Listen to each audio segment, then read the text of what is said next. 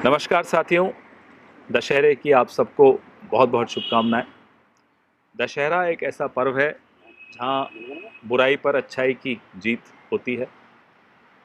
जो हृदय विदारक वीडियो कल हम सब ने देखा, उस वीडियो पर जो चीन ने रिलीज़ किया है गलवान वैली का हमारे वीर सैनिकों का, उस वीडियो पर सरकार की चुप्पी पर हम सवाल उठाना चाहते हैं। उस वीडियो की सत्यता पर सरकार को आगे आकर जवाब देना चाहिए। अगर वो वीडियो सत्य है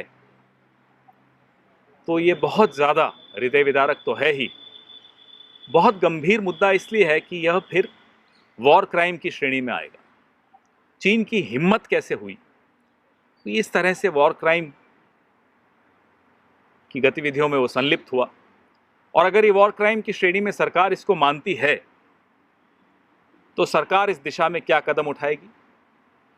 क्या अंतर्राष्ट्रीय समुदाय को इसमें शामिल करना चाहिए? इंटरनेशनल कोर्ट, क्रिमिनल कोर्ट में इसको ले जाना चाहिए, क्योंकि वॉर क्राइम तो फिर वहीं ले जाना चाहिए, बनता है। गृह मंत्री कल अपनी तारीफ करते हुए सुनाई दिए। ये अक्सर दोनों व्यक्ति एक दूसरे की तारीफ करते रहते हैं। पिछले 7 साल इन्होंने इसी ऐसे ही निकाल दी।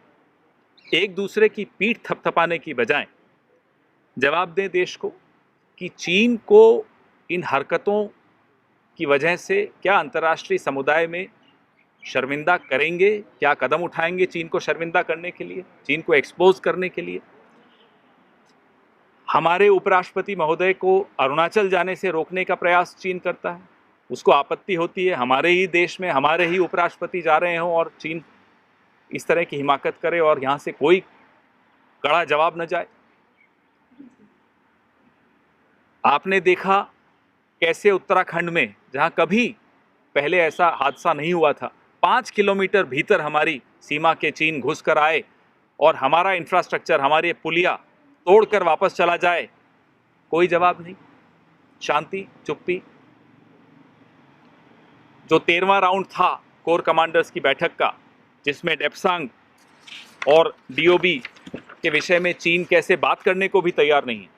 जो अप्रैल 2020 का यथास्थिति थी, उस यथास्थिति को बहाल करने के लिए जो चर्चा हो रही है, उस चर्चा में भी चीन बिल्कुल सहयोग नहीं दे रहा। तो बड़ी बड़ी ढींगे हाँकने से अच्छा यह होगा कि सरकार जवाब दे, क्यों 62.7% ट्रेड, व्यापार पिछले 6 महीने में चीन से बढ़ा दिया। आपने तो बड़ी ऊंची ऊंची आवाज में, बुलंद आवाज में कहा था हमने ऐप बैन कर दी, चीन को सजा दे दी। आपने एक तरफ तो ऐप बैन की, दूसरी तरफ व्यापार बढ़ा दिया। 62.7% की वृद्धि दुश्मन देश से व्यापार। अभी 2 दिन पहले नोएडा में 600 करोड़ का आप निवेश चीन से मंगवा रहे हैं। नोएडा की जो सिटी बन रही है, DMIC, IIT, GNL के साथ करारनामा चीन कर रहा है। एक तरफ हमारे वीर सैनिकों को जूझना पड़ रहा है, संघर्ष करना पड़ रहा है, चीन को अब जो जिस तरह से वो गलत आंख से हमारी तरफ देख रहा है, उसका मुकाबला डटकर हमारी सेना कर रही है। दूसरी तरफ हमारी सरकार चीन से व्यापार कर रही है, चीन से निवेश ले रही है और चुप बैठी है। ये लाल आंखें किसके लिए हैं? हम यह भी जानना चाहते हैं कि आप जो अफगानिस्तान में हो रहा है, जिसका सीधा सीधा लाभार्थी 2 हैं, बीजिंग और इस्लामाबाद, उस दिशा में हम क्या कदम उठा रहे हैं कि हम अपने हितों की, अपनी सुरक्षा की ठीक ढंग से रक्षा कर सकें। ये जो बिजनेस एज यूजुअल की जो तरीका है आपका चीन के प्रति, आखिर इसका कारण क्या है? आप किस दबाव में? ये तमाम प्रश्न ऐसे हैं जिनका सवाल एक एक देश प्रेमी, एक एक नागरिक जानना चाहता है इस सरकार से, जिसने ऊंची ऊंची बातें की थी 7 साल पहले, और जब भी मौका आता है भाषण देने का, सिर्फ भाषण देना जानती है। लेकिन हमारी सीमाओं को, वो सिक्किम हो, वो अरुणाचल प्रदेश हो, वो उत्तराखंड हो, कहीं भी लद्दाख हो, हमारी सीमाओं की रक्षा यह सरकार करने में पूर्णतः विफल रही। आप कहेंगे तो मैं अंग्रेजी में पढ़ के बोलूं, या आप चाहेंगे सवालों का जवाब शुरू करें। आप पर छोड़ता हूँ क्वेश्चंस। श्योर जी, पहले अगर कोशिश करिए इस पे, नहीं तो फिर अलग। जी पूछिए। Sir, a very barbaric act of murder has happened at Sindhu border. You must have seen the visuals that are coming through.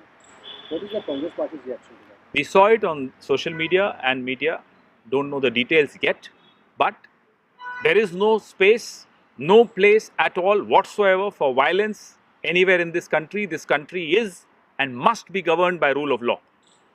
It is the government's responsibility to get deep into this, investigate, and let the law take its course. Sir एक बार हिंदी में बोल दीजिए।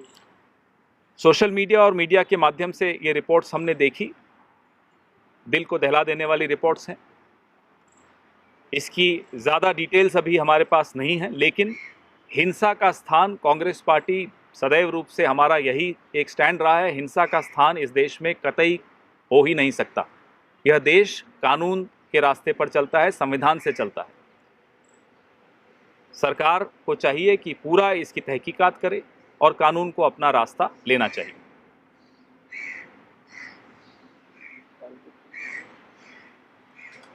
जी हाँ पूछिए।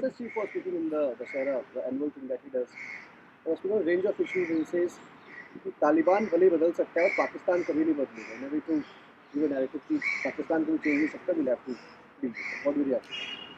I don't understand. I will not get into the question of what he said on this. Who is he? He is a self-appointed head of an unregistered organization. An organization which gave it in writing to Sardar Patel that it will not indulge into politics. Who is he? How is he any different from the head of Speak Mackay? It's another cultural organization. RSS is a cultural organization by its own admission to Sardar Sahab. As a cultural organization, what right does he have to delve into everything, to play politics from morning to evening, to control this government? It's his government. Why is he addressing the nation? Let him go to the Prime Minister and talk to him on whatever issues he wants to talk. Why should his address be covered live? I don't understand.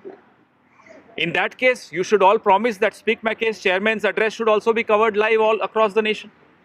Why are we wasting our time on him?